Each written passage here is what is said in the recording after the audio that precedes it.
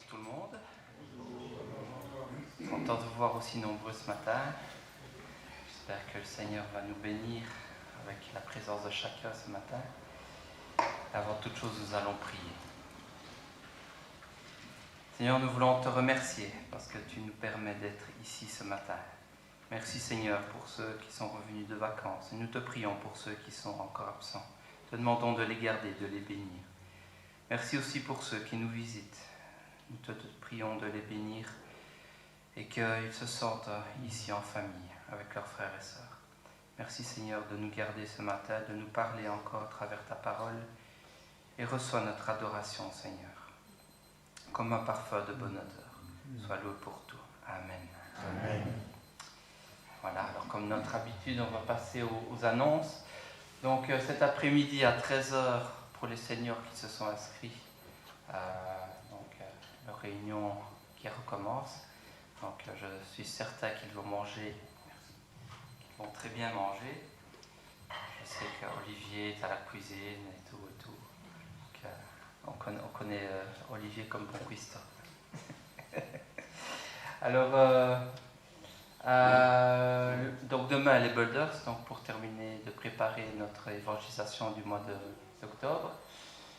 Jeudi, réunion de prière, plus le Zoom, donc ici à l'église.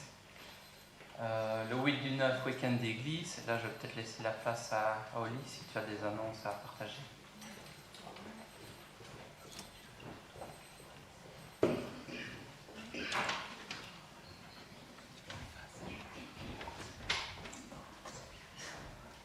Alors là, bonjour tout le monde, voilà, ce que je n'ai pas encore vu.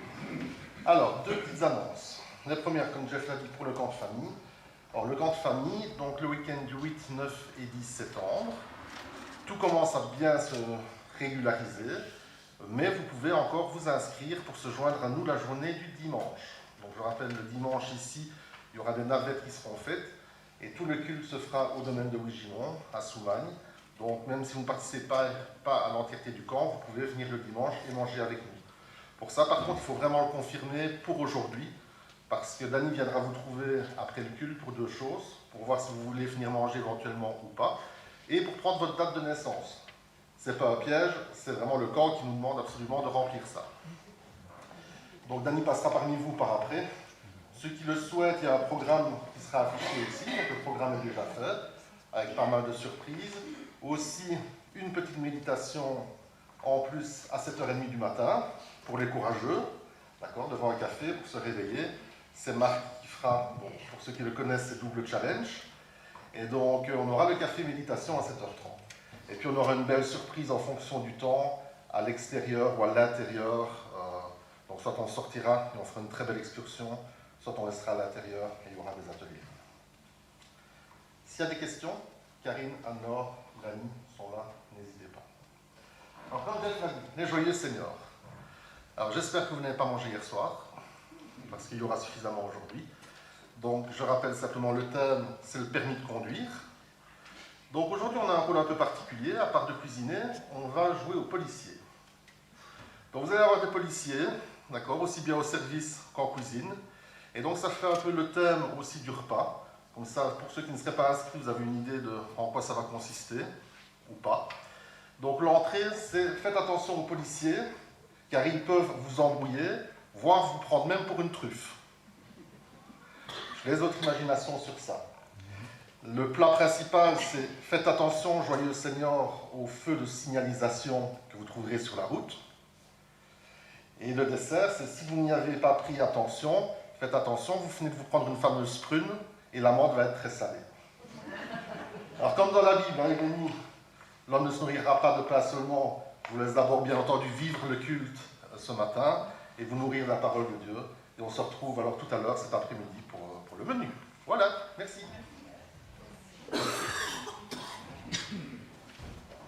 Alors vivement le jour où je serai senior. Bon, j'espère que je ne prendrai pas de prune ce jour-là. Mais voilà, en tout cas, les seniors, vous êtes en de bonnes mains. Voilà.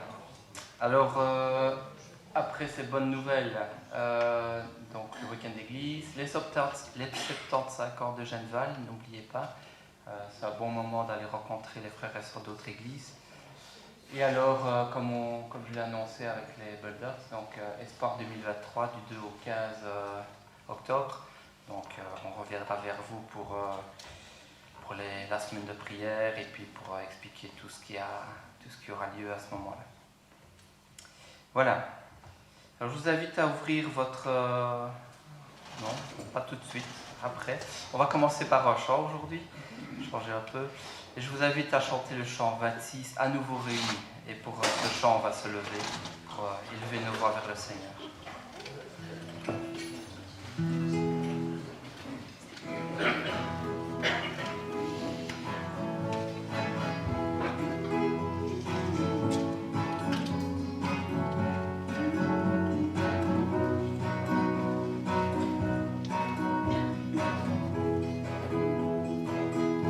À nouveau réunis pour louer le Seigneur, à nouveau réunis dans le même cœur, à nos besoins il répond, oui notre Dieu est bon, à nouveau réunis.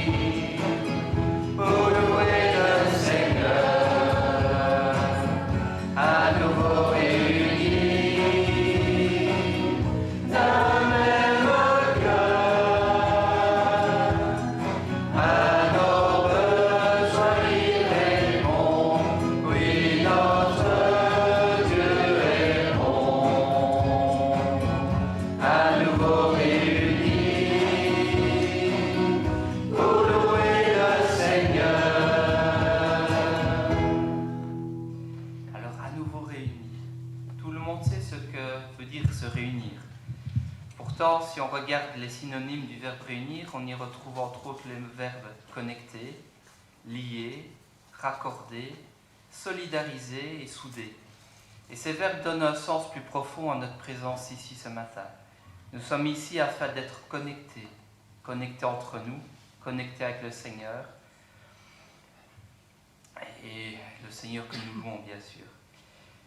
Liés, non pas avec des chaînes, quoique, mais avec le même esprit que le Seigneur nous a donné. Raccordés et soudés, afin de ne faire qu'un après cette réunion et à chaque jour, et solidarisés, tous dans le même but, tous solidaires, et se soutenir les uns avec les autres. Alors je vous invite maintenant pouvez-vous rasseoir, à ouvrir votre Bible dans Jean, au chapitre 17.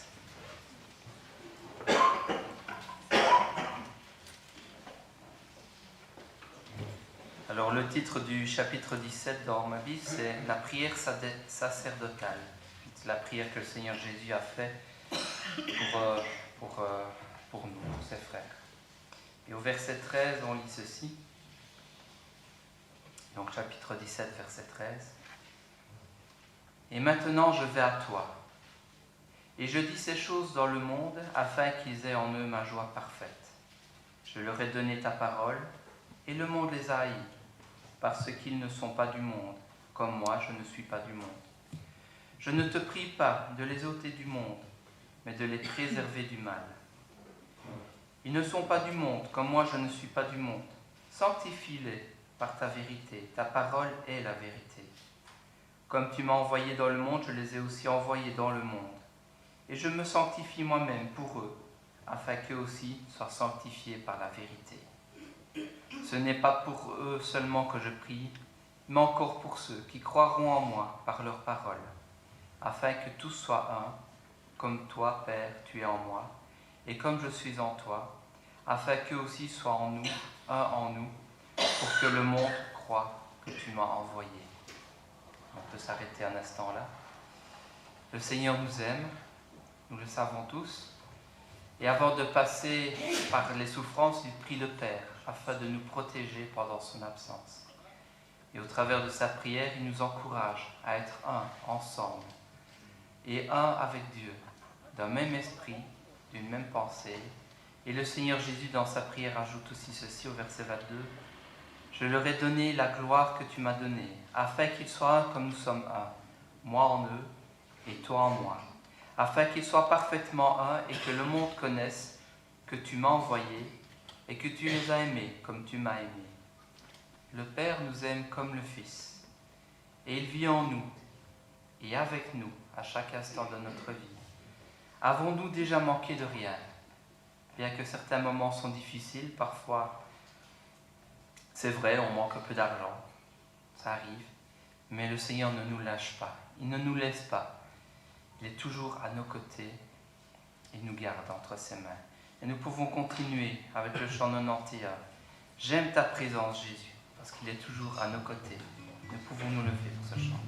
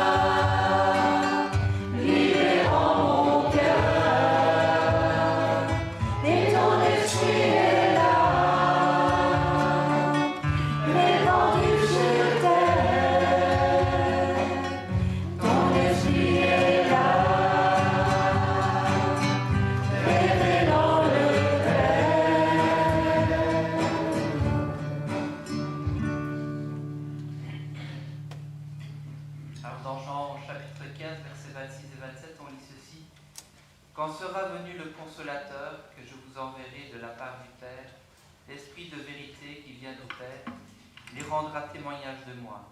Et vous aussi, vous rendrez témoignage parce que vous êtes avec moi dès le commencement. Le Saint-Esprit habite en nous. Le Seigneur Jésus habite en nous. Mais nous avons aussi lu que le Père habite dans le Fils et donc habite en nous par sa présence. Alors nous pouvons dire que Dieu, Père, Fils et Saint-Esprit habitent en nous. C'est étrange, n'est-ce pas? Le Dieu, infiniment puissant, infiniment grand, habite en nous, faibles créatures. Et pourtant, c'est toute la force et la bonté de notre Seigneur de venir vivre en nous afin de nous conduire sur ses voies. Alors nous pouvons continuer à adorer et bénir ce Dieu si bon envers nous. Adorons notre Père, lui qui nous garde et qui nous conduit. Et nous pouvons continuer avec le chant 98. Nous t'adorons, ô Père, dans ton temple.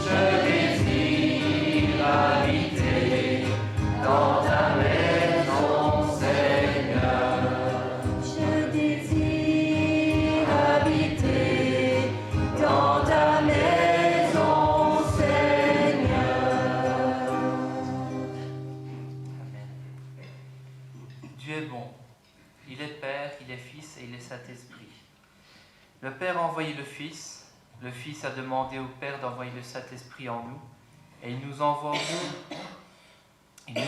aussi à notre tour vers ceux qui nous entourent et qui ne le connaissent pas.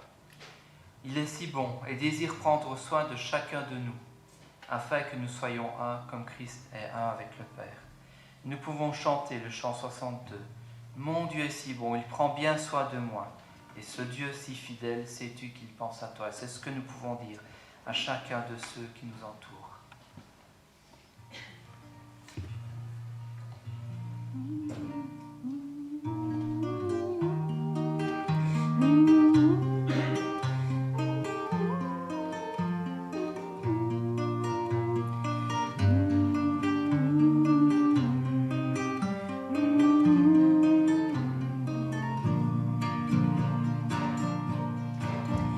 Mon Dieu est si bon, il prend bien soin de moi.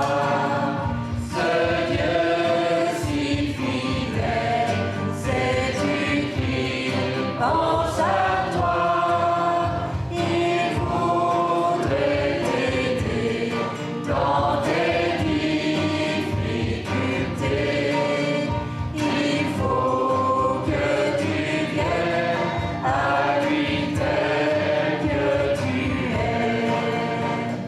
Dieu sait si bien ce qui te semble lourd, qui te fait mal, te trouble chaque jour. Il connaît tes besoins, ta peur et lendemain. Avec mon Dieu, tu sais tout ira bien. Il vit à jamais, c'est un Dieu tout-puissant. Il te répondra, viens à lui simplement. Quand tout semble noir, triste et désespéré, sais-tu que là-haut, tu n'es pas oublié? Dieu sait si bien ce qui te semble lourd, qui te fait mal, te trouble chaque jour. Il connaît tes besoins, ta peur du lendemain. Avec mon Dieu, tu sais tout ira bien.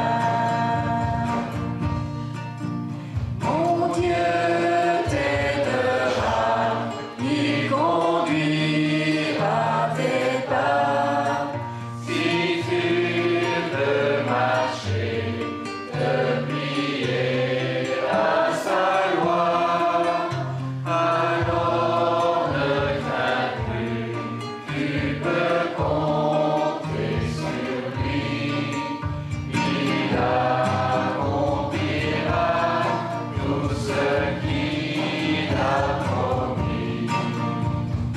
Dieu sait si bien ce qui te semble lourd, qui te fait mal, te trouble chaque jour. Il connaît tes besoins, ta peur et lendemain. Avec mon Dieu, tu sais tout ira bien. Prenons un temps pour élever nos voix et remercier le Seigneur à travers nos prières. Seigneur, c'est vrai que tu es bon, tu es ce Dieu si merveilleux qui nous a offert sa vie, tu es celui qui nous a offert son Saint-Esprit, tu es celui qui vient habiter en nous et nous voulons te remercier pour cela ce matin. Amen. Merci Seigneur parce que tu es mon Dieu. Et merci Seigneur parce que tu nous connais tous si bien.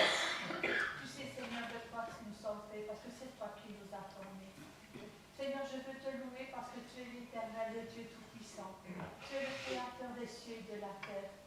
Et Seigneur, tes yeux sont posés sur chacun de nous. Seigneur, tu nous vois tel que nous sommes.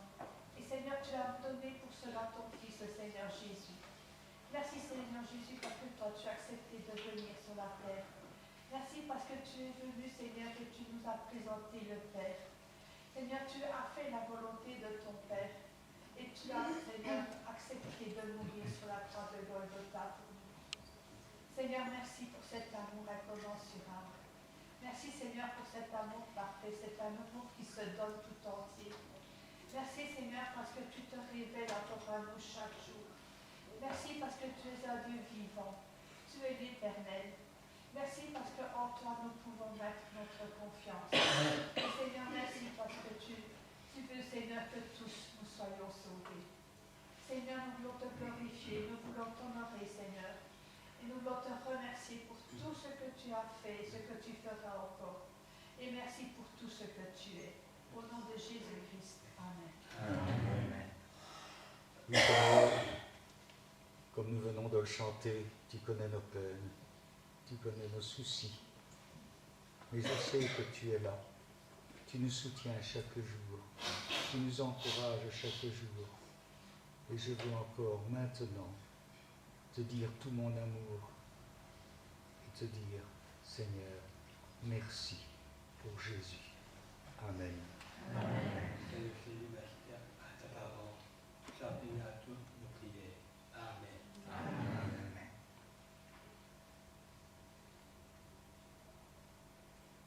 Seigneur Jésus, aujourd'hui je peux dire, j'aime ta présence.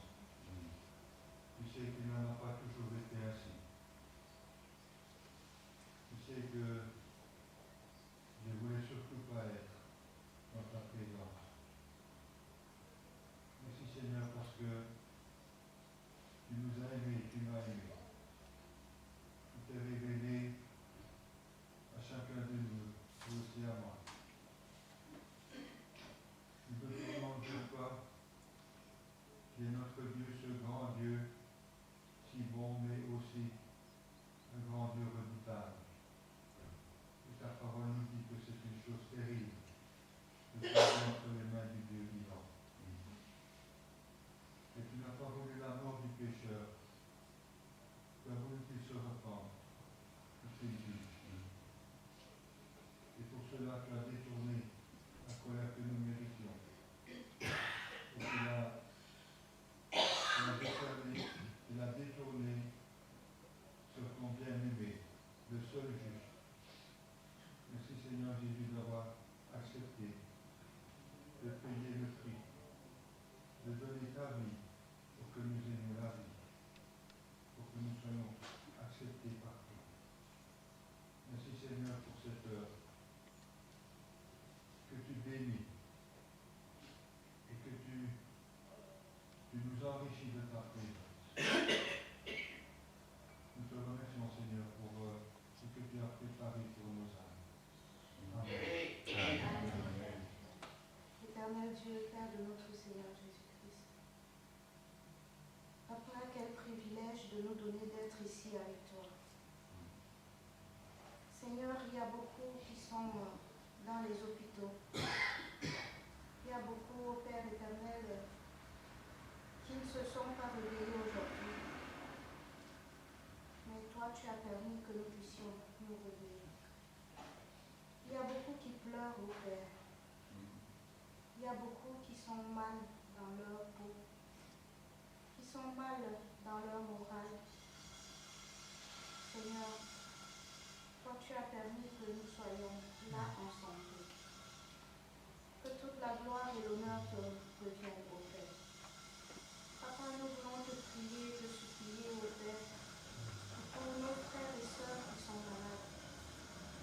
Nous voulons, au Père éternel, te les remettre et te prier, ô Père éternel, d'étendre ta main puissante et guérissante sur eux, peu importe où ils se trouvent. Papa, et nous voulons te demander aussi de nous donner, de bien préparer ce temps que tu nous donnes encore, de nous donner d'être toujours prêts, de nous donner aussi, Seigneur, de nous rendre compte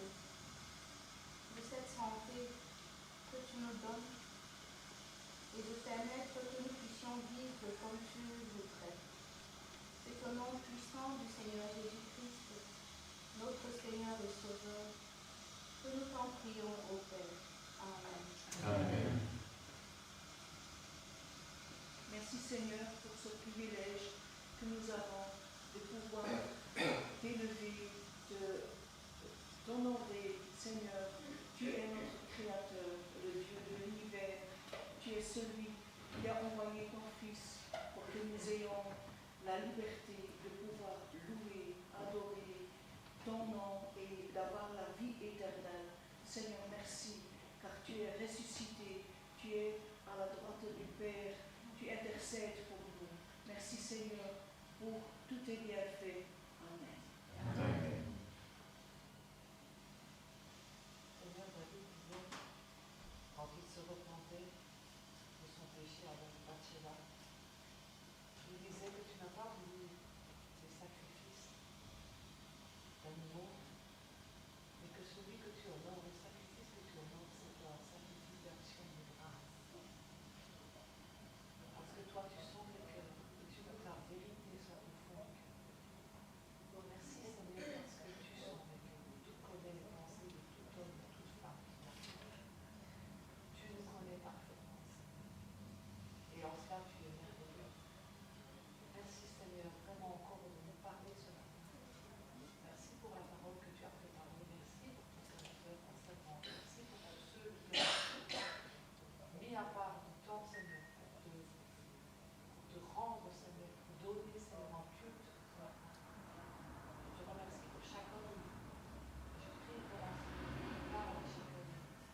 Vérifie ta parole, Seigneur, que ton Esprit Saint, Seigneur, soit maintenant répandu et vraiment, Seigneur, que nous saisissions ce que tu as préparé pour chacun de nous.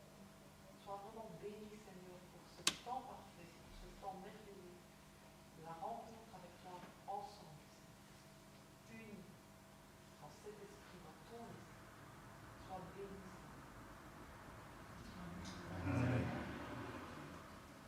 Tu es le roi des rois, le Seigneur des seigneurs, mon Dieu. Personne ne t'égale. Nous faisons un avec toi, nous dit JF. Et c'est vrai, comme il l'a dit aussi, par moments on peut manquer de choses, on traverse des épreuves.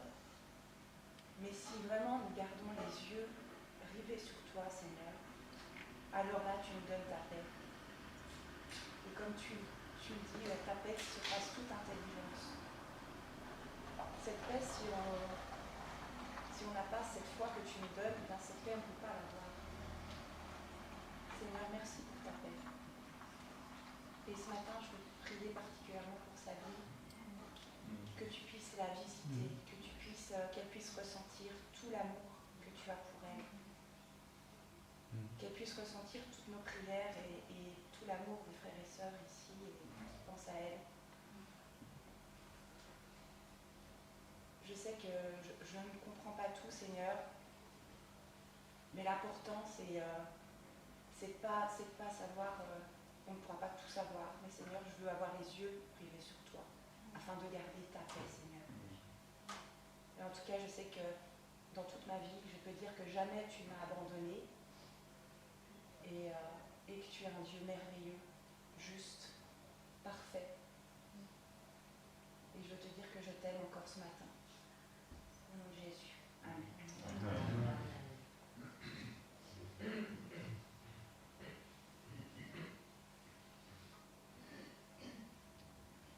Seigneur notre Dieu, quand nous lisons ta parole et que tu nous exhortes à manifester cette unité, à ce moment-là, l'apôtre Paul de dire, si un membre du corps souffre, nous souffrons avec lui. Et nous voulons, Seigneur, insister en faveur de nos bien-aimés qui sont dans la souffrance. Que ce soit une souffrance morale, un éloignement de toi, des bien-aimés qui vivent la guerre, qui vivent le feu, là quelque part sur cette planète, les inondations, les cataclysmes. Nous voulons, Seigneur, penser à eux pour que dans ta grâce, tu viennes déposer ta paix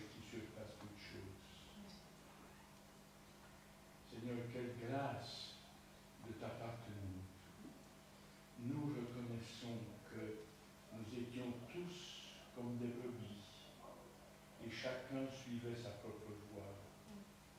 Comment concilier, ramener dans une unité parfaite ceux qui n'en faisaient qu'à leur tête? Mais toi, Seigneur, notre Dieu, tu as envoyé ton Fils bien-aimé, et Christ, par sa mort, son désir, c'était de rassembler en un tous les enfants de Dieu dispersés.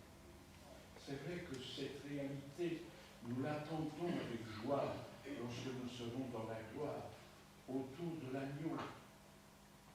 Mais déjà sur cette terre, ton désir, c'est de nous voir unis et manifester cette paix, cet amour, cette joie de t'appartenir autour de nous. Alors Seigneur, pour ton œuvre, ton action dans nos vies, pour ton œuvre à la croix du Calvaire qui a déclenché dans nos vies ce processus où ton esprit agit, nous transforme, nous vivifie, amène les réalités de ton cœur dans nos cœurs, dans nos esprits.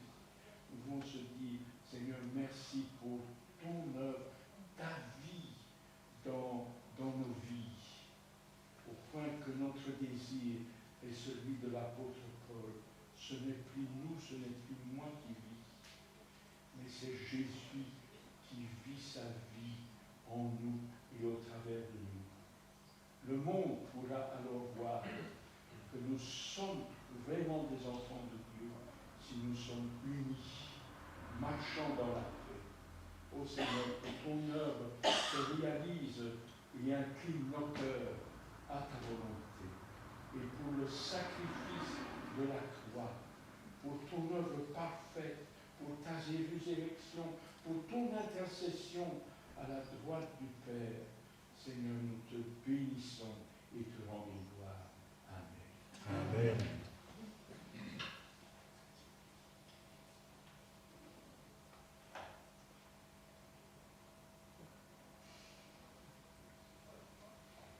Seigneur, sois béni parce que tu nous as montré l'exemple. Tu nous as montré l'exemple de ce qu'est être enfant de Dieu, d'être fils de Dieu, en obéissant parfaitement à Dieu le Père. Merci Seigneur de nous montrer l'exemple et de nous aider jour après jour avec ton esprit, de te suivre, de suivre tes traces et d'être appelé enfant de Dieu. Sois loué pour tout. Amen. Amen. Alors le point culminant de cette bonté qui s'est manifestée sur la croix, c'est cette bonté évidemment manifestée sur la croix. Le Christ, le Fils de Dieu et Dieu lui-même, qui s'est offert pour nos pardons, lui qui était pur, qui était sans tache, tel un agneau s'est donné volontairement afin que nous soyons pardonnés. Le sang qui a été versé, c'est la vie. Et sans sang versé, il n'y a pas de rémission de péché, nous dit la parole. Avant, le sang des animaux couvrait les péchés, mais il a fallu le sang d'un homme pur, qui était 100% homme, mais aussi 100% Dieu, pour que le péché de chaque homme et femme sur cette terre soit effacé. Et le pardon est disponible à chacun qui le désire, sans obligation, sans être forcé par Dieu, chacun prenant sa décision, à chacun de choisir s'il désire vivre dans la félicité pour l'éternité avec lui ou dans la tristesse pour l'éternité. Mais à ceux qui acceptent le sacrifice de Christ, il leur donne le droit de devenir enfants de Dieu. Et nous pouvons chanter le chant suivant, le chant 125 de « À toi la gloire », pour nous préparer à prendre le repas du Seigneur. Le Fils de Dieu va sur la terre mourir pour moi, car il m'aimait. Est-il de plus profond mystère d'amour, plus grand et plus parfait? Nous pouvons nous lever pour chanter ce chant.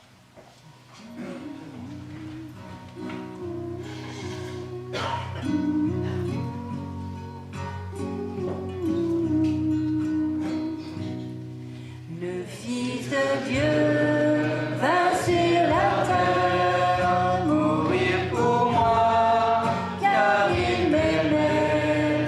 Est-il de plus profond mystère d'amour plus grand et plus parfait?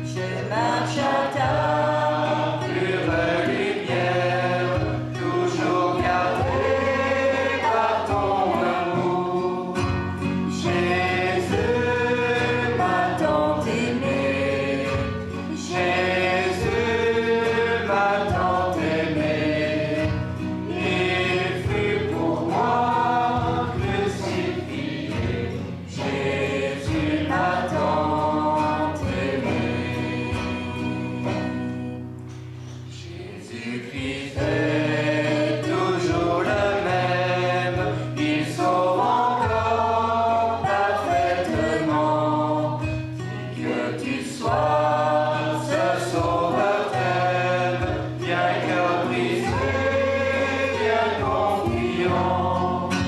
Jésus m'a tant aimé, Jésus m'a tant aimé, il fut pour moi crucifié, Jésus m'a tant aimé. Vous pouvez reprendre place.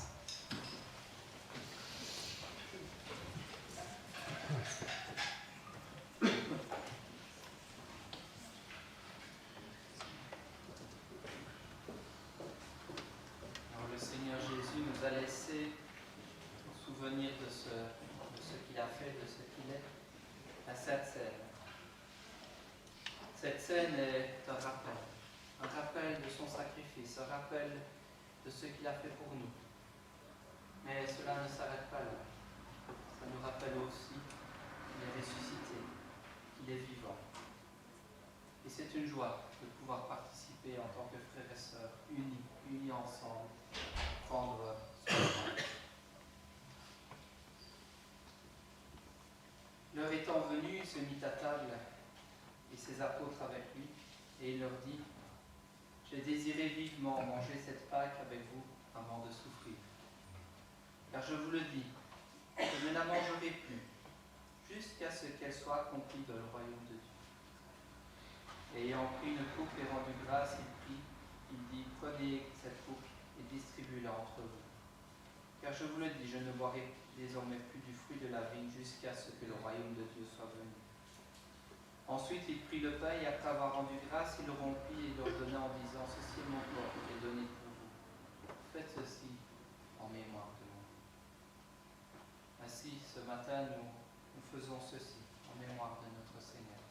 Et je vous invite à prendre juste quelques instants dans le silence, afin de nous remémorer tout ce qu'il a fait pour nous dans notre vie.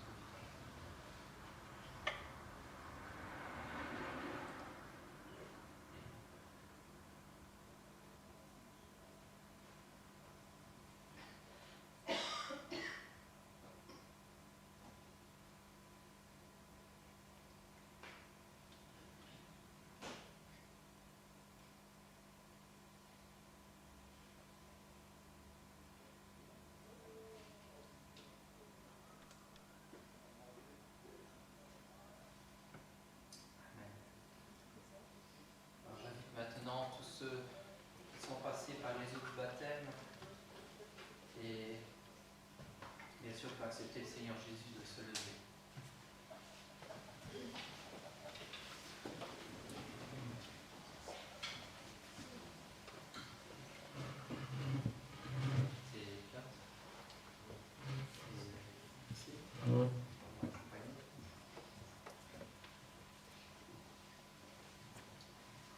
Donc, ayant pris la coupe et rendu grâce, il dit: prenez cette coupe et distribuez-la entre vous.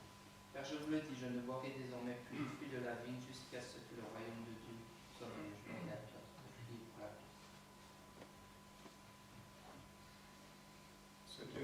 Seigneur notre Dieu, qu'est-ce que nous pouvons dire de plus que dire merci par rapport à ton amour immense pour ta création.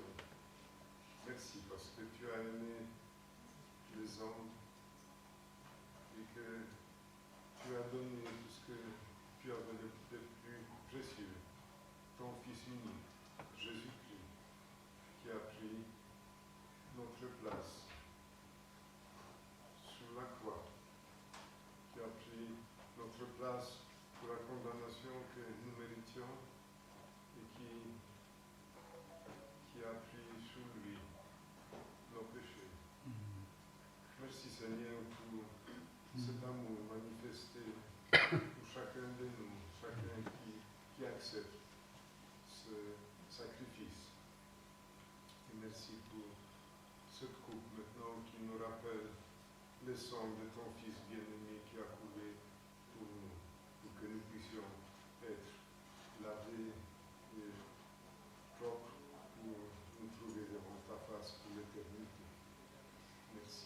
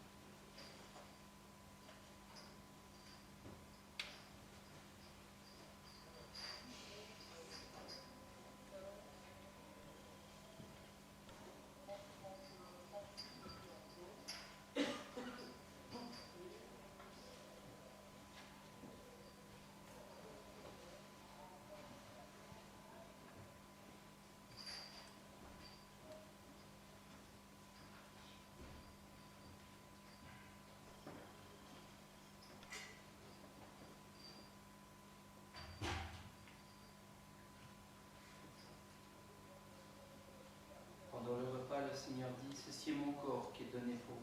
Faites ceci en mémoire de moi.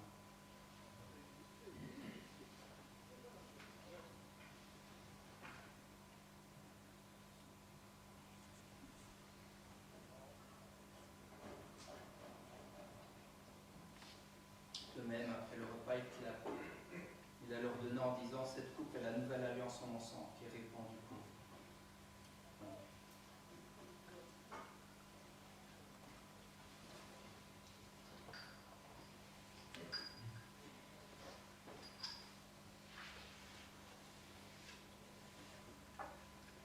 Comme je l'ai annoncé au début de cette commémoration, le Seigneur n'est pas resté dans le tombeau. Il est ressuscité et il est vainqueur. Et nous pouvons chanter ensemble le refrain comme il veut. Jésus-Christ est Seigneur.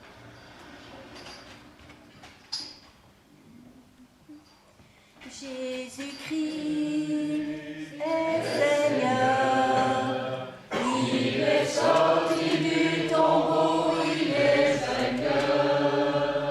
Tout genou fléchira, toute langue confessera que Jésus est Seigneur. Jésus est Seigneur. Il est sorti du tombeau, il est vainqueur. Tout genou fléchira, toute langue confessera que Jésus est Seigneur. Amen. Alors à chacun, le Seigneur donne la possibilité de se repentir, de changer d'orientation et de le suivre. Et à tous ceux qui tournent leurs yeux vers lui, au lieu de regarder leur propre nombril, il leur donne la capacité de devenir enfants de Dieu. Plus de simples humains, mais des enfants du Créateur. Quelle joie et quelle bonté de la part de notre Créateur de faire de nous ses enfants. Merci, bon Père, pour ta générosité. C'est ce que nous pouvons vraiment chanter jour après jour dans nos cœurs. Tournez les yeux vers le Seigneur et rayonnez de joie. Et j'espère que dans vos vies de tous les jours, vous pouvez rayonner de joie en réfléchissant à ces paroles. Chantez son nom de tout votre cœur. Et nous pouvons chanter à notre Seigneur encore une fois. Et pendant ce temps, je demanderai aux préposés aux offrandes de passer parmi nous pour la collecte.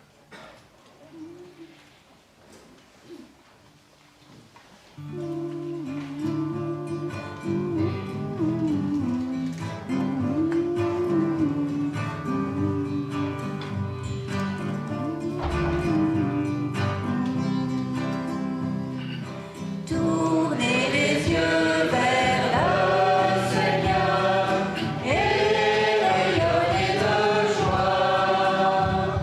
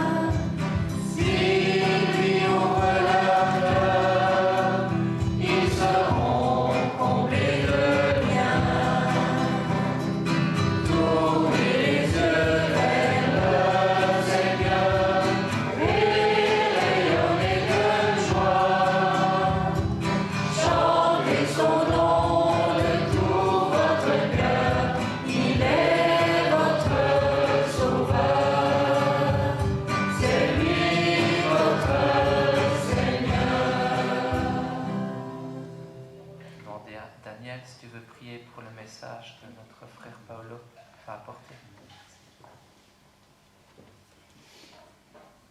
Seigneur, merci d'avoir disposé du cœur bien avant ce moment pour déposer l'offrande. Notre désir, c'est que celle-ci soit gérée par nos frères diacres pour que cette parole de vie puisse encore être diffusée. Et maintenant, Seigneur, nous voulons te bénir pour ce moment où nous allons écouter ta voix.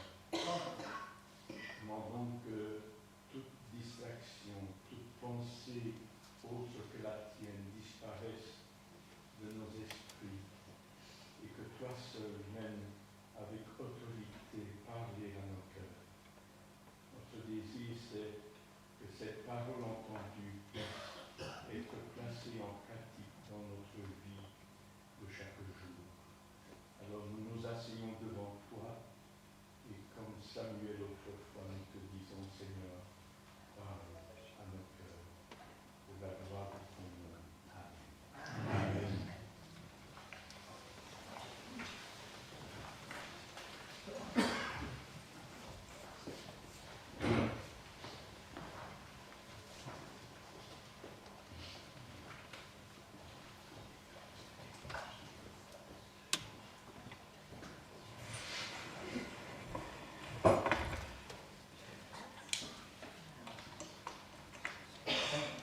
Voilà, alors bonjour à tous.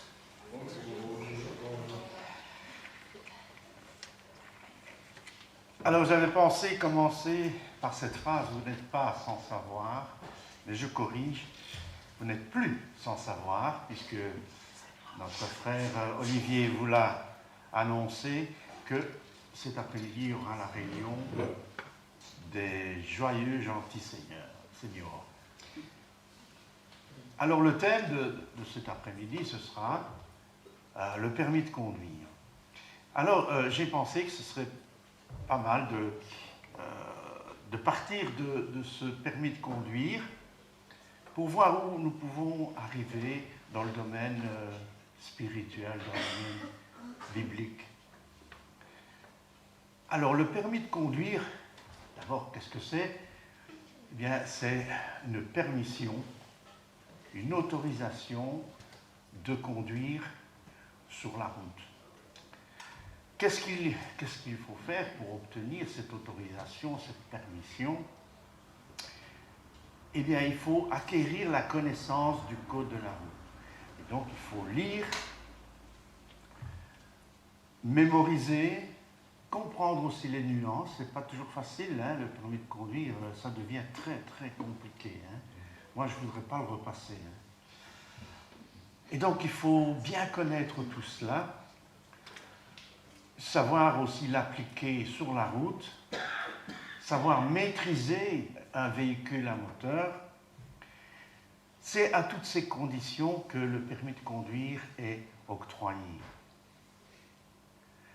Mais pour autant, l'obtention de ce permis, est-ce qu'il garantit de faire de nous des conducteurs courtois, bienveillants, patients, polis?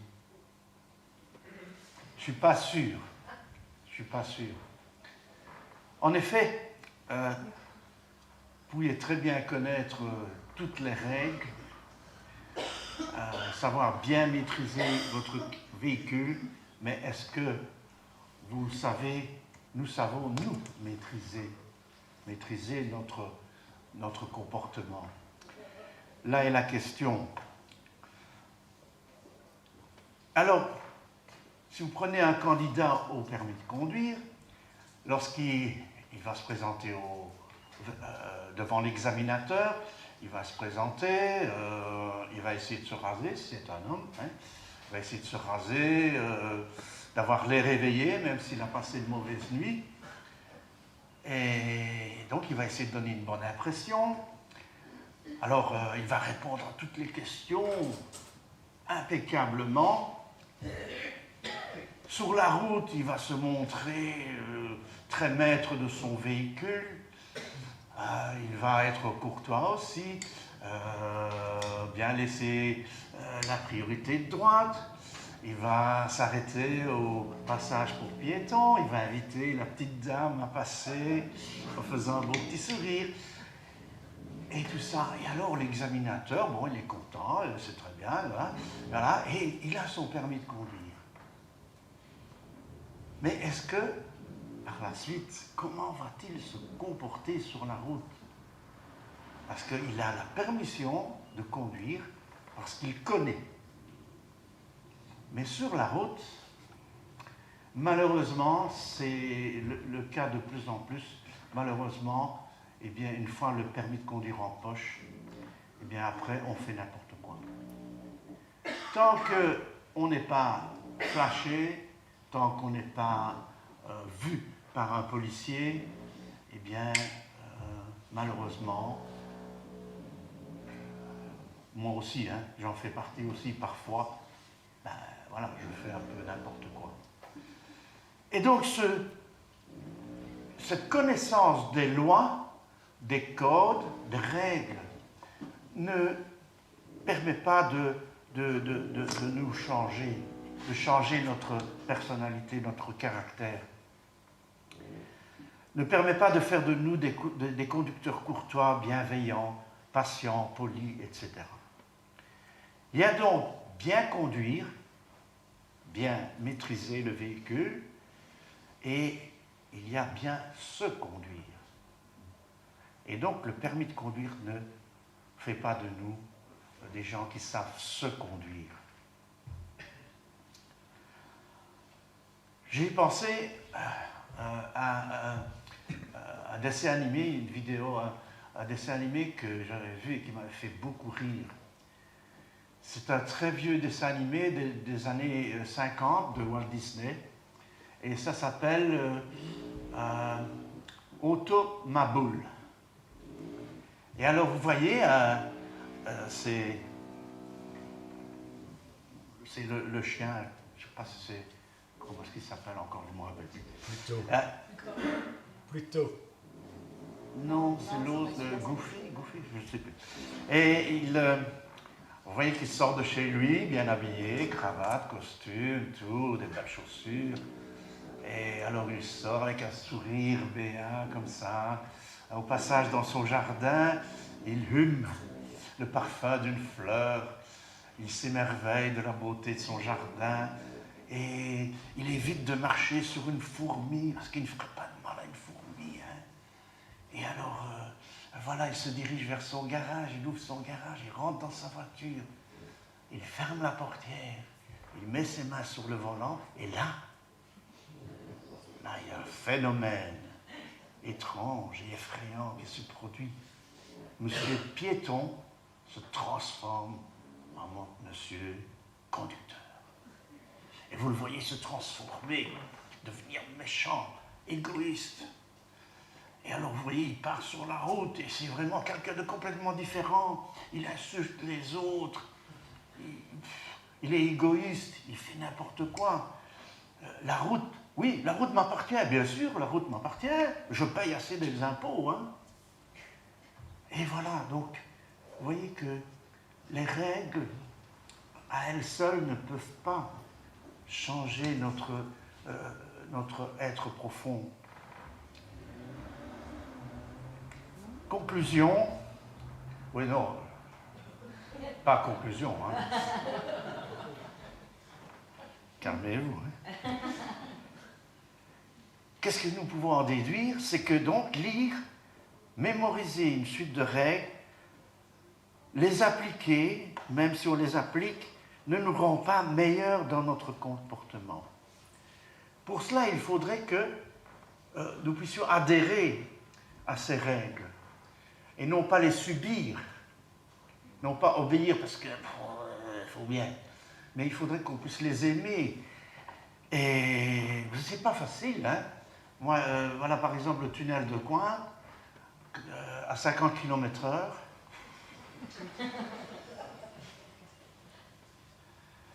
Voilà, c'est... Surtout si je suis un peu en retard, ça m'énerve. Je me dis, mais pourquoi est-ce qu'ils ont mis 50 km/h? On pourrait rouler à 70, franchement. Et voilà, quand vous cherchez une place pour vous garer, vous êtes en retard, cherchez une place, vous tournez, puis vous voyez, ah, voilà une place. Ah, interdiction de se garer. Ben, pourquoi est-ce qu'on ne peut pas se garer là? Je vois vraiment pas pour quelle raison. Et voilà, vous voyez, donc, pour bien faire, il faudrait aimer ces règles, adhérer et dire, voilà, bon, si on a demandé 50 km/h, c'est qu'il y a une raison, c'est vrai que c'est mieux pour notre sécurité, tout ça. Mais est-ce que nous le faisons?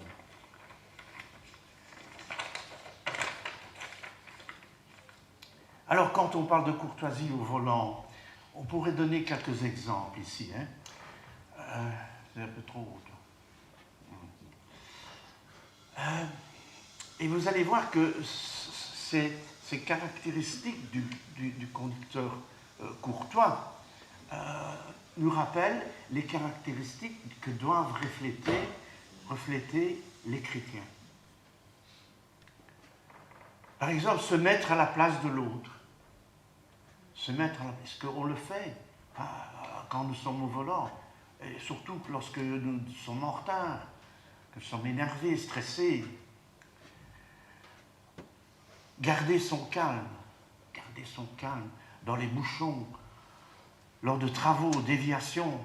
D'ailleurs, vendredi soir, j'ai dû traverser la ville et c'était horrible. Il y avait, non seulement à cause du tunnel fermé, il y avait des files monstrueuses un peu partout, mais en plus avec les travaux du tram, c'était horrible. Et je confesse que je n'ai pas su garder mon calme. Hein. Je m'énervais, on n'arrivera jamais. Mais voilà, garder son calme, se mettre à la place de l'autre, garder son calme, respecter chacun, c'est-à-dire la différence d'âge. Il faut comprendre qu'un jeune conducteur doit comprendre qu'une personne âgée, elle a beaucoup moins de réflexes et que, elle conduit plus lentement, elle a plus de mal à se décider et elle est hésitante. Où il y a des personnes qui sont des jeunes conducteurs qui ont peu d'expérience. D'autres sont égarés, ils cherchent leur... Qu'est-ce qu'il fait celui-là? Et voilà. Et voilà, toutes ces choses, eh bien, ce devraient être des caractéristiques que nous devrions refléter en tant que chrétiens. Une attention spéciale pour les usagers faibles, vélo, moto, piétons. Donc, celui qui est fort dans la foi, il doit respecter celui qui est faible dans la foi. Vous voyez que tout cela, ça correspond. Hein. Ne pas coller, par exemple, moi ça j'ai horreur, ça, quand quelqu'un me colle derrière et que vous voyez, il voudrait bien dépasser, hein. Il se prend pour Verstappen dans les courses de Formule 1. Ça perturbe, ça peut même risquer de vous faire un accident parce que ça vous distrait, vous êtes là en train de regarder dans le rétroviseur et il y a une priorité de droite, vous n'osez pas freiner. Pourtant, vous devez freiner pour la priorité. Vous n'osez pas parce qu'il va me rentrer dedans. Bien se garer, bien sûr. Hein. Donc ça, c'est le respect des autres. Aussi un exemple, c'est vous êtes dans une file et puis vous voyez quelqu'un qui attend pour s'introduire dans la file et voilà, vous le laissez passer. Il ne faut pas le faire en Italie. Moi, je l'ai fait, je me rappelle une fois, on allait à la mer, on arrive près de la mer, je tombe dans une file monstrueuse, 1000 voitures devant, 1000 voitures derrière, et puis il y a quelqu'un qui veut s'introduire. Bon, vous me connaissez. Hein. Moi, j'ai de la peine pour la personne, et je lui fais signe de passer.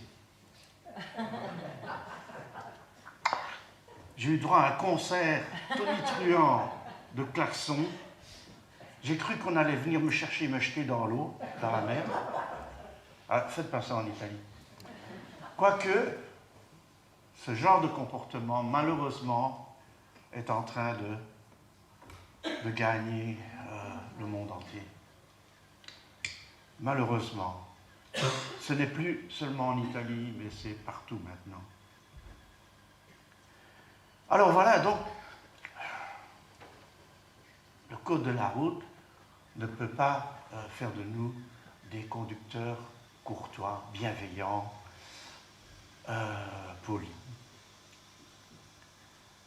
Alors ce code de la route et ces règlements me fait penser à la loi de Moïse.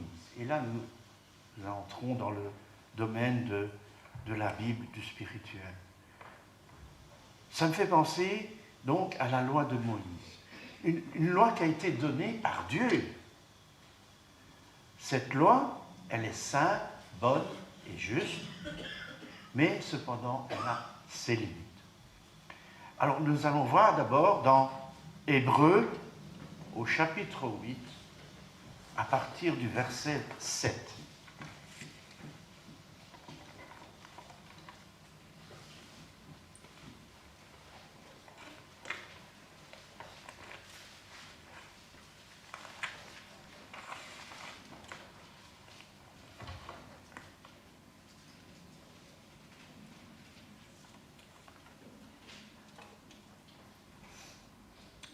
En effet, si la première alliance avait été sans défaut, il n'aurait pas été question de la remplacer par une seconde.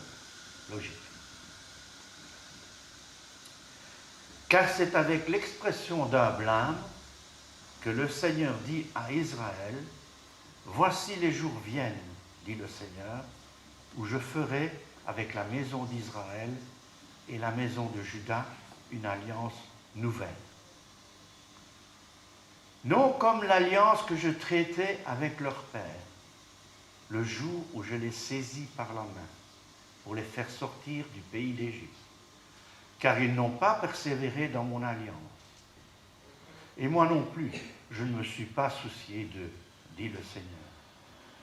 Mais voici, l'alliance que je ferai avec la maison d'Israël, après ces jours-là, dit le Seigneur, je mettrai mes lois dans leur esprit, je les écrirai dans leur cœur, et je serai leur Dieu, et ils seront mon peuple. Voilà, donc ces paroles, c'est le rappel de ce que dit, j'ai oublié de le noter, c'est Jérémie, je pense, je regarde Daniel. C'est un prophète, donc qui dit cela. Alors, qu'est-ce que ça veut dire, cette nouvelle alliance? En quoi consiste-t-elle? Quelle est la différence avec l'ancienne alliance ici? Eh bien, l'ancienne alliance, elle était placée, elle était écrite sur du papier. Mais la nouvelle alliance qui est venue par Jésus-Christ, elle sera placée dans les esprits, écrite dans les cœurs. Alors, ça veut dire, qu'est-ce que ça veut dire? Dans l'ancienne alliance, tout était extérieur à notre être. C'était extérieur. On obéissait, oh c'est parfait. C'est très bien d'obéir, hein? Mais on pouvait très bien obéir, mais l'esprit, le cœur n'y était pas. Tandis que dans la nouvelle alliance, les lois, les règles ne sont pas seulement écrites sur du papier, mais elles sont placées dans notre esprit, écrites dans notre cœur. Alors qu'est-ce que ça veut dire? Eh bien, comment est-ce que ça se réalise?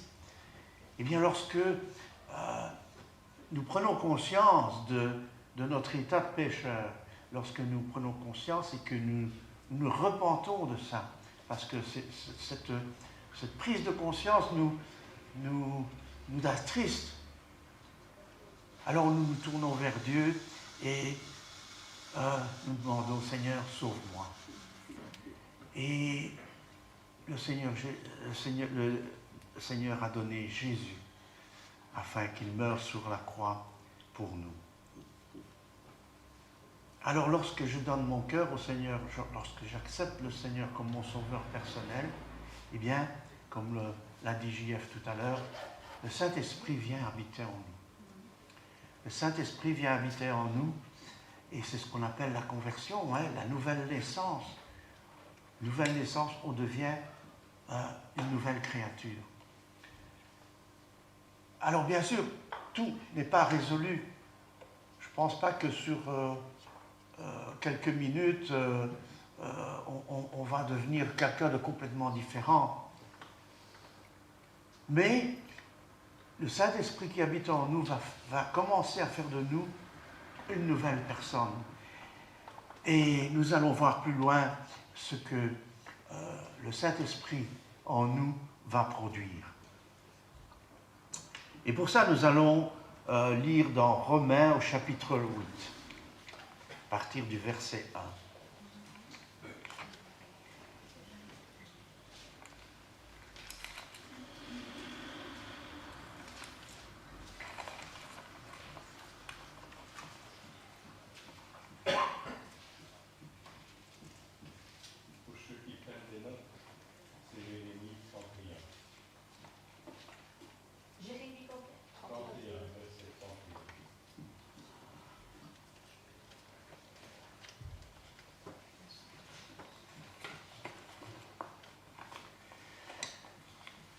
Alors, Romains chapitre 8, verset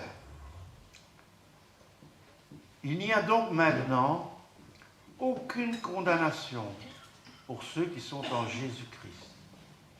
En effet, la loi de l'Esprit de vie en Jésus-Christ m'a affranchi de la loi du péché et de la mort. Car chose impossible à la loi. Voilà, ici nous voyons que la loi de Moïse, la loi mosaïque, était bonne, mais il lui manquait quelque chose. Chose impossible à la loi, parce que la chair la rendait sans force. Oui, puisqu'il y a la loi, mais il y a l'autre loi, c'est la loi de notre chair. Et il y avait un combat entre cette loi et notre chair. Et malheureusement, c'était notre chair qui gagnait le plus souvent. Dieu a condamné le péché dans la chair, en envoyant à cause du péché son propre Fils dans une chair semblable à celle du péché. Et cela afin que la justice de la loi soit accomplie en nous, qui marchons non selon la chair, mais selon l'Esprit. Ceux, en effet, qui vivent selon la chair s'affectionnent aux choses de la chair, tandis que ceux qui vivent selon l'Esprit s'affectionnent aux choses de l'Esprit. Et l'affection de la chair, c'est la mort, tandis que l'affection de l'Esprit, c'est la vie et la paix. Car l'affection de la chair est inimitié contre Dieu, parce qu'elle ne se soumet pas à la loi de Dieu et qu'elle ne le peut même pas. Or, ceux qui vivent selon la chair ne sauraient plaire à Dieu. Pour vous, ne vivez pas selon la chair, mais selon l'Esprit, si du moins l'Esprit de Dieu habite en vous. Si quelqu'un n'a pas l'Esprit de Christ, il ne lui appartient pas. Et si Christ est en vous, le corps, il est vrai, est mort à cause du péché, mais l'Esprit est vie à cause de la justice.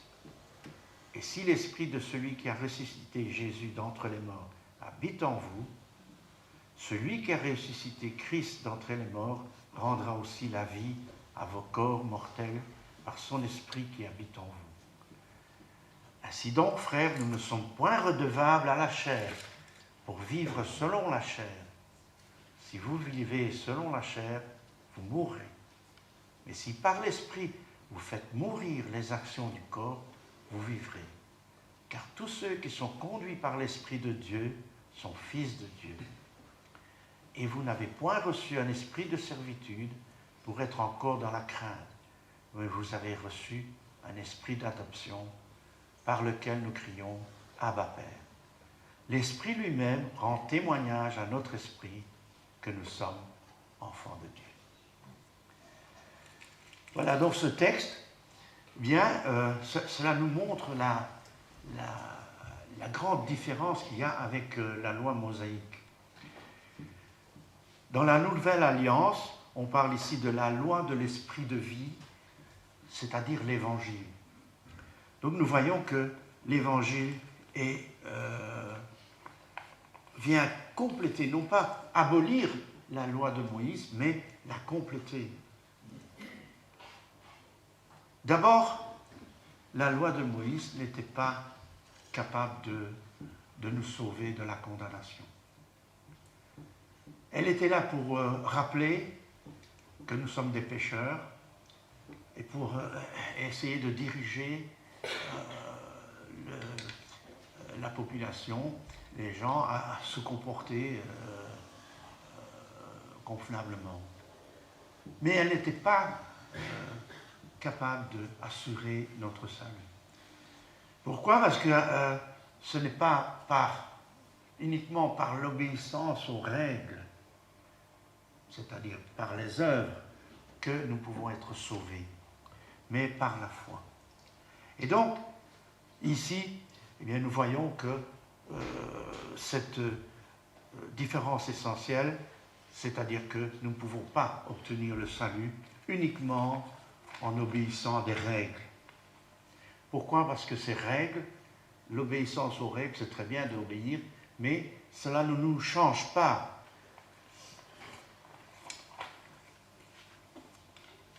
Donc la lecture, la connaissance, l'obéissance ne nous rend pas meilleurs. Ça nous rappelle le code de la route. Le code de la route ne rend pas les gens meilleurs conducteurs dans le sens de plus aimables, plus courtois. Donc ne change pas le caractère intérieur des personnes. Alors, qu'est-ce que nous apporte ce passage?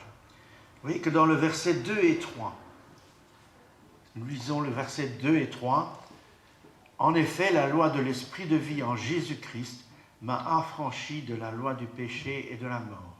Car chose impossible à la loi, parce que la chair rendait sans force, Dieu a condamné le péché dans la chair, en envoyant, à cause du péché, son propre Fils dans une chair semblable à celle du péché. »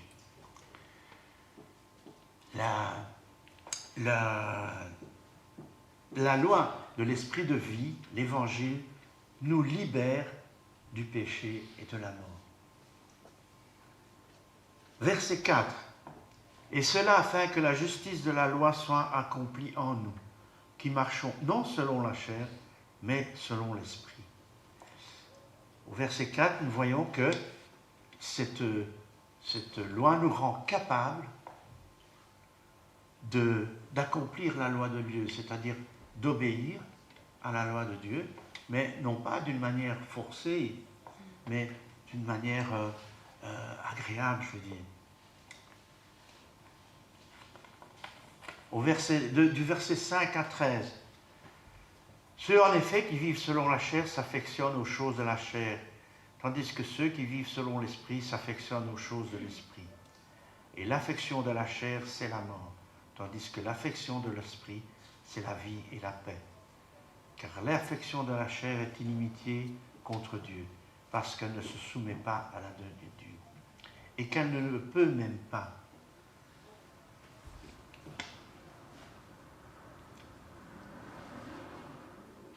Donc dans ces versets, nous voyons que dans la Nouvelle Alliance, eh bien,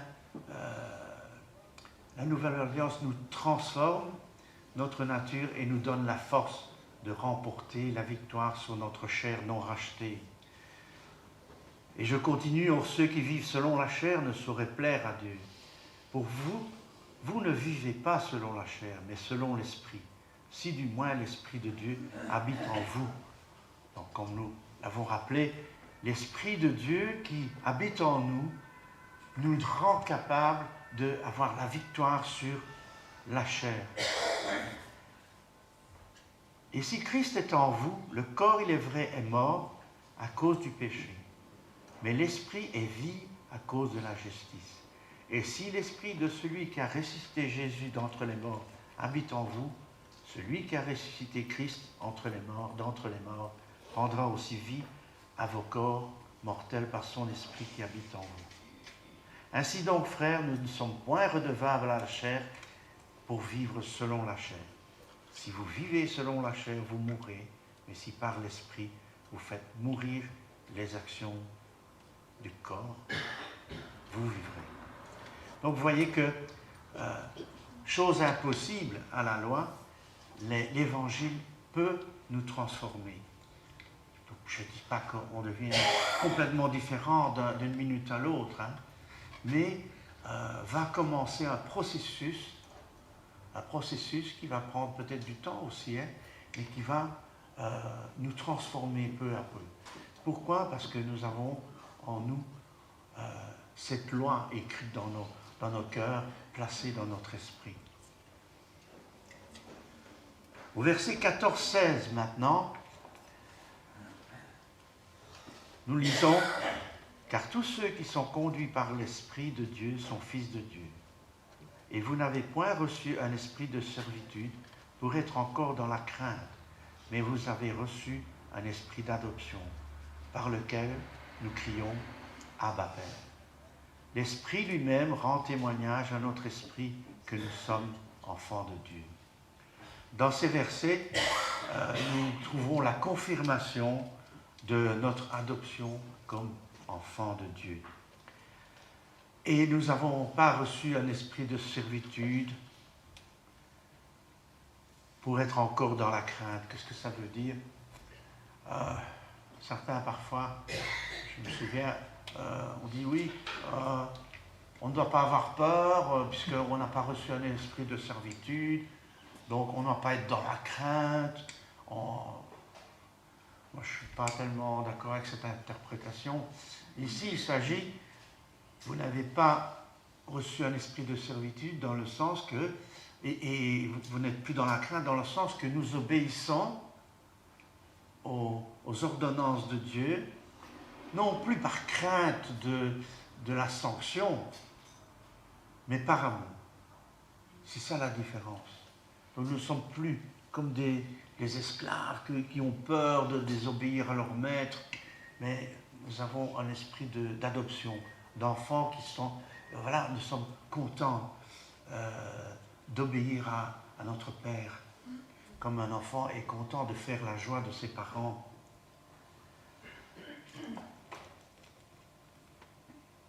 « 17 à 30.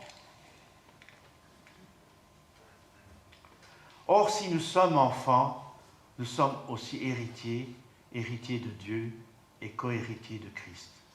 Si toutefois nous souffrons avec lui, afin d'être glorifiés avec lui. » Je vais un petit peu abrégé.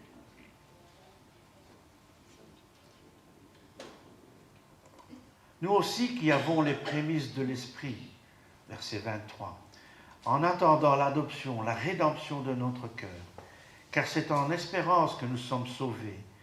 Or, l'espérance n'est plus espérance. L'espérance qu'on voit n'est plus espérance. Ce qu'on voit, peut-on l'espérer encore? Mais si nous espérons ce que nous ne voyons pas, nous l'attendons avec persévérance. De même aussi l'Esprit nous aide dans notre faiblesse, car nous ne savons pas ce qu'il convient de demander dans nos prières, mais l'Esprit lui-même intercède par des soupirs inexprimables. Et celui qui sonde les cœurs connaît la pensée de l'Esprit, parce que c'est selon Dieu qu'il intercède en faveur des saints. Voilà dans ces versets, l'Évangile, donc l'Esprit, la loi de l'Esprit de vie nous garantit notre gloire finale.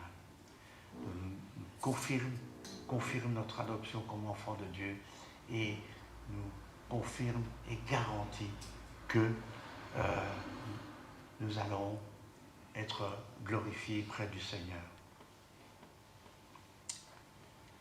Alors, voilà, cette loi donc nous transforme et elle nous rend capables d'être courtois, patients, bienveillants, polis. Elle nous rend capables, par exemple, d'aimer notre prochain. Parce que ce n'est pas en lisant « aime ton prochain comme toi-même ». Ah, ok. Bon, je dois aimer mon prochain. Ah oui, non, pas celui-là. Non. Mais lorsque nous sommes habités par le Saint-Esprit, eh bien, nous sommes poussés à obéir, poussés à aimer.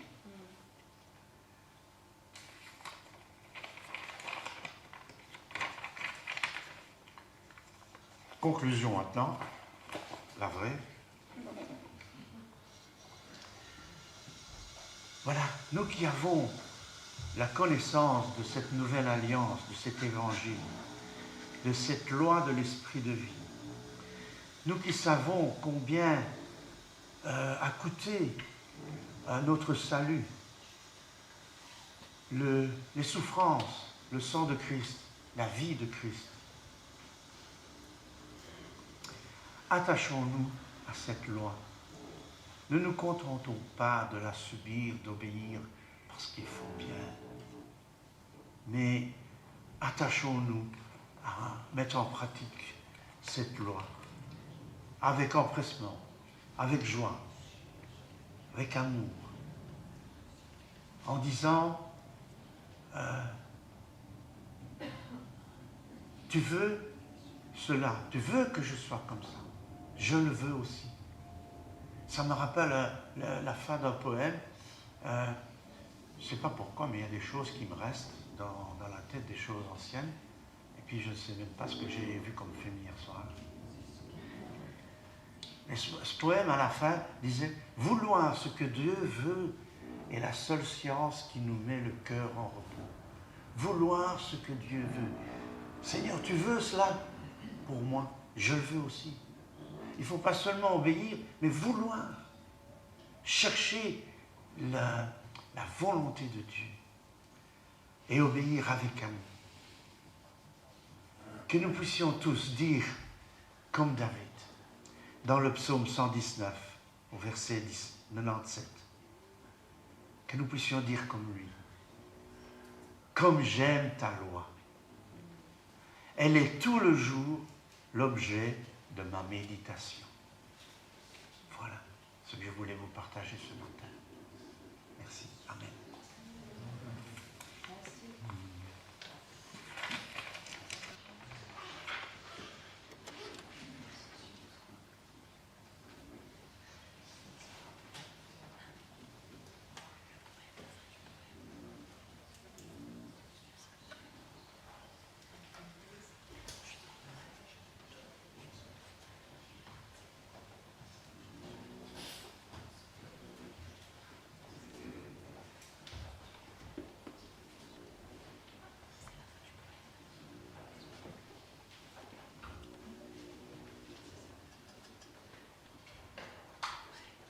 Merci à Paolo.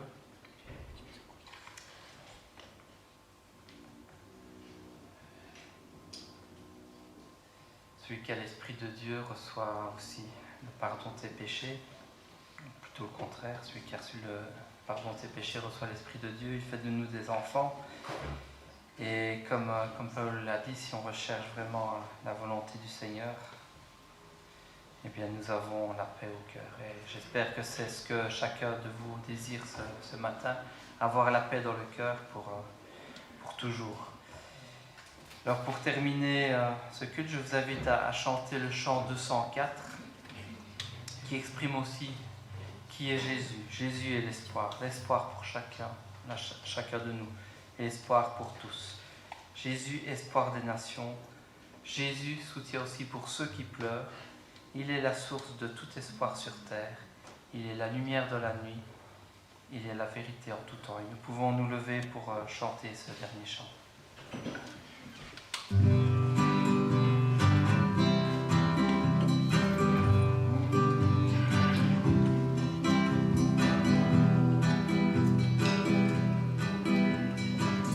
Jésus, espoir des nations, Jésus, soutien de ceux qui pleurent.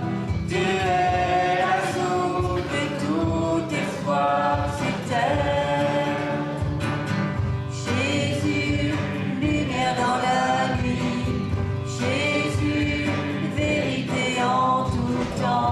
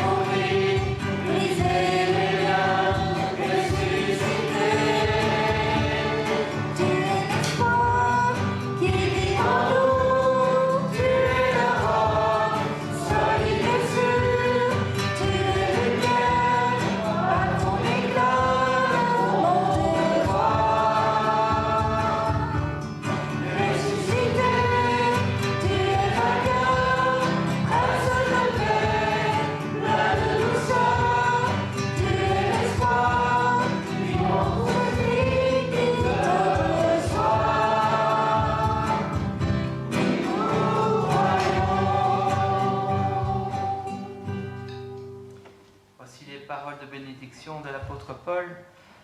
Au reste, frères, soyez dans la joie, perfectionnez-vous, consolez-vous, ayez un même sentiment, vivez en paix, et le Dieu d'amour et de paix sera avec vous. Que la grâce du Seigneur Jésus-Christ, l'amour de Dieu et la communion du Saint-Esprit soient avec vous tous. Amen. Amen.